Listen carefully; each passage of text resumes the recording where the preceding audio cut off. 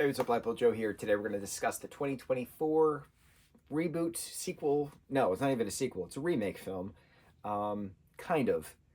Mean Girls. So, 2004 we had the film written by Tina Fey, based on a book, Queen Bees and something, something, something, something. I don't remember the name, but the 2004 is absolutely iconic, right? It's celebrated every October 3rd. It's been memed galore. It's quoted constantly. Then a musical adaptation of the 2004 film was created by Tina Fey. 2017 it started testing, something like that, in like Washington, and then eventually got to Broadway, and then it closed, unfortunately, March of 2020 because of COVID. COVID shut everything down. So that unfortunately shut down. Tina was starting to work then on the musical movie version of the Broadway show, which is based on the '04 movie, which is based on the book. Okay, so there's the timeline of events. So I was very excited to hear that Tina was involved, reprising her role as Miss Norbury. What's his face is back as Mr. Duval as well. So it's neat having them play the same characters from the '04 film in this now remake, which is then based on the musical. And I was all for it. And I was like, yeah, she wrote the musical. The musical is absolutely incredible. I saw it in 2019 for my birthday. My family had gone and some friends. It was incredible. It was absolutely incredible. It's rare to see this story elevated. And sometimes, and I've talked about this a few times, within regards to the Wedding Singer musical, within regards to the Legally Blonde musical, sometimes the musical versions of movies kicks up the notch in regards to emotion, in regards to storytelling, in regards to captivation, and it's incredible. It's rare that it happens, but it's incredible. This project, the musical, which we did discuss, did that. It kicked it up a notch, and it was just so captivating and mesmerizing, and the horns playing, which just brings up the drama, and the scene transitions within song. It was just amazing. Amazing. So then when the trailer came out for the movie musical version, and Renee Rapp was being casted as Regina, and she played Regina in one of the Broadway productions. She wasn't in the production that I saw, but she was in a few. She had a long run on Broadway as Regina George, so she is the character.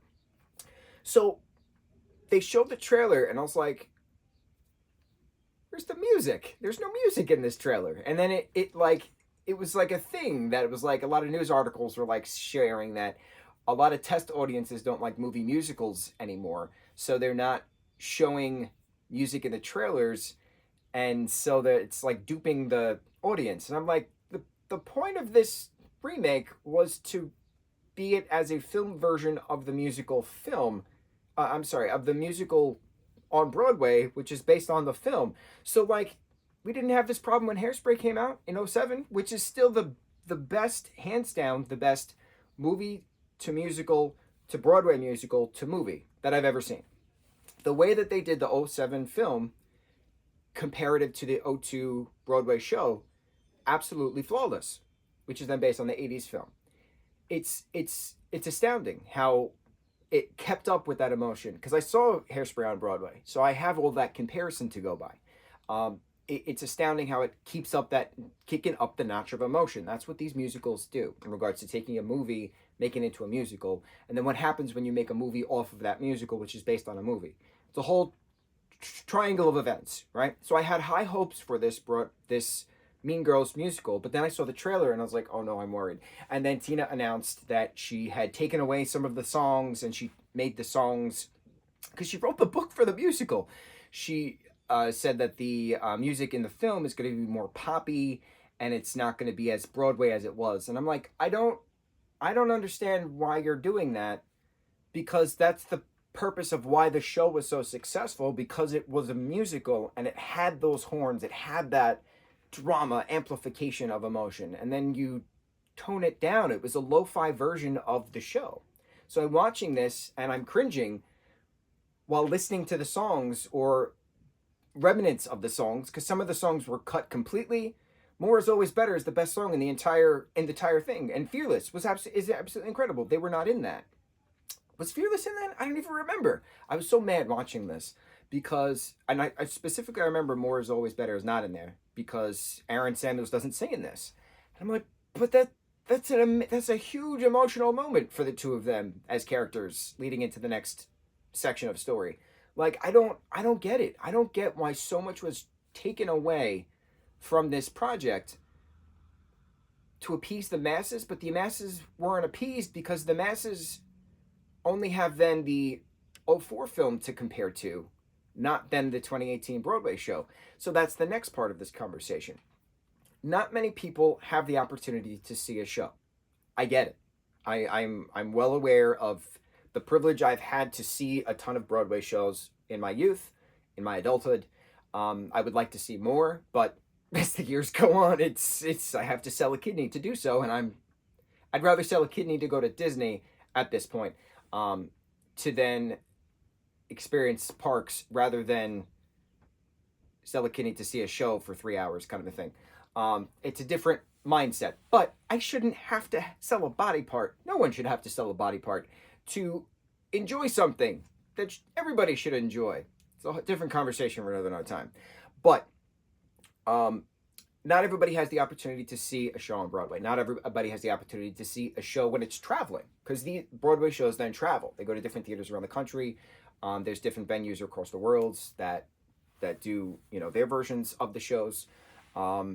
I know Mean Girls right now is currently on the West End in London with different songs, and I'm terrified to learn what was cut, what was not cut. I don't understand why things are changed when something works in regards to a project that was already solidified as being a commercial success, and the only reason it stopped is because of the COVID-19 pandemic. If COVID never happened, that show would have still gone on continuously. I remember when they first were selling the preview showing tickets, there was like something with like they got a cheese fry truck, like a food truck, to and planted it outside the theater to sell cheese fries. That way you bought your tickets, you bought your preview tickets, you got your cheese fries at the truck. It was an event. And like that was just so brilliant. It was so genius how they did this Broadway show, and then stripping it to parts, throwing it onto film, it lost its magic. And then now I'm comparing it to then, because most of the masses have only seen the '04 film and have not seen the Broadway musical, so they don't really have a lot to compare to. So I have the privilege of comparing both '04 film to '24 film, as well as the '18 musical to the '24 film.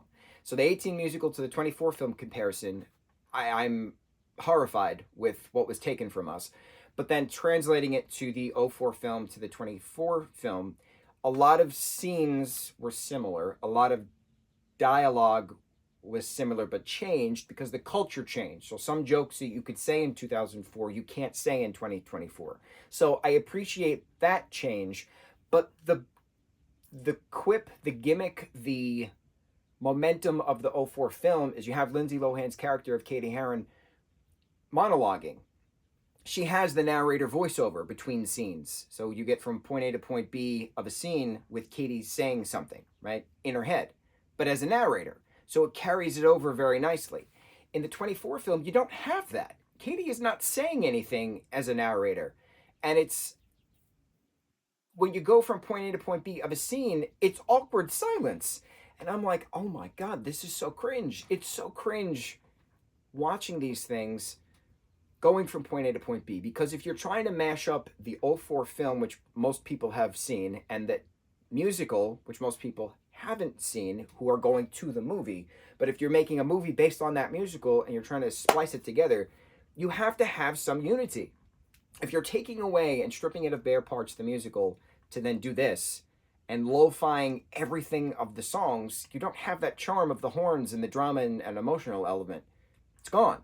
But when you then have the people who are only seeing this as a remake of the '04 film, the '04 film had the charm of the narrator giving us the story. You don't have that in this. So there's a lot of stuff from both the '04 film that was stripped for parts and the musical that was stripped for parts, smushed together for this. I thought everybody did a great job with the material they were given. But I understand why this did not do well in theaters. I understand why this did not do well in regards to critics and audience, because it's a bare parts film. It's a bare parts film compared to the '04 film. It's a bare parts film in regards to the Broadway musical. I don't know why it was done this way. I don't know why it wasn't celebrated as a musical.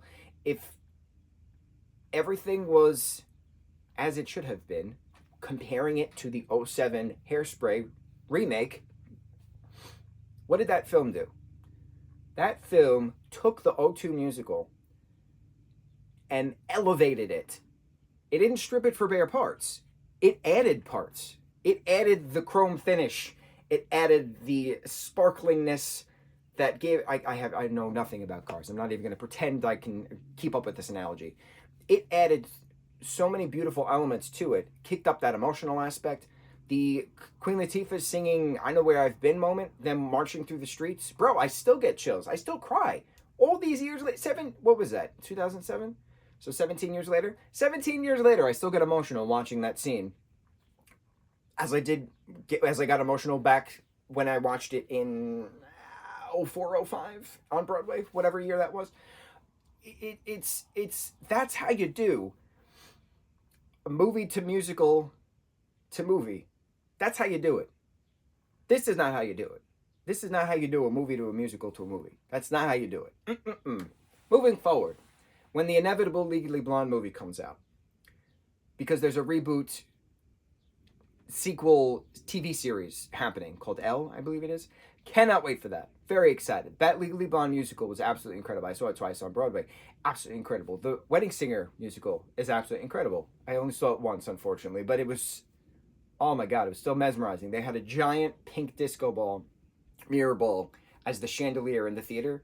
It was just, it was such a wonderful time. It did not last on Broadway at all, but it was so well done. I absolutely loved it. So when those films inevitably get made based on the musicals, I want them to use the archetype of Hairspray, because Hairspray is now the archetype in regards to taking a movie, making it into a musical, and then making a movie based on that musical, based on that movie. I want the Legally Blonde movie musical to be archetyped to Hairspray. I need the Wedding Singer movie musical being archetyped to Hairspray. I am so upset with how Mean Girls 24 came out.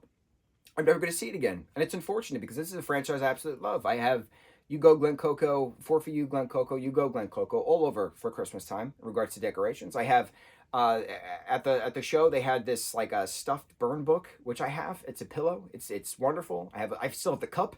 I have so much Mean Girls stuff by being a fan of the '04 film, by being a fan of the musical, that I'm devastated at the stripped parts version we got of this. I'm upset. I am so upset that as soon as the credits ended, I immediately went to Spotify and I immediately started blasting the musical soundtrack, because the soundtrack is incredible. And now we can breathe. We watched it. It's unfortunate. Things happen. I hope moving forward, projects are not stripped to bare parts like they were for this. I hope that movie musicals are never stripped to bare parts like they were for this. Damien and Karen, the two actors who played the two of those characters, were absolutely flawless. Aluli did an incredible job with Janice. Like, everybody did an incredible job with the characters they were given, but bare parts stripped down. More is always better. Man, Farron Samuels only sang that. And I get it. Chris can't sing. But hire somebody who can sing and keep the song in to keep the story going? I don't know. I'm rambling. On to the next review. Mahalo.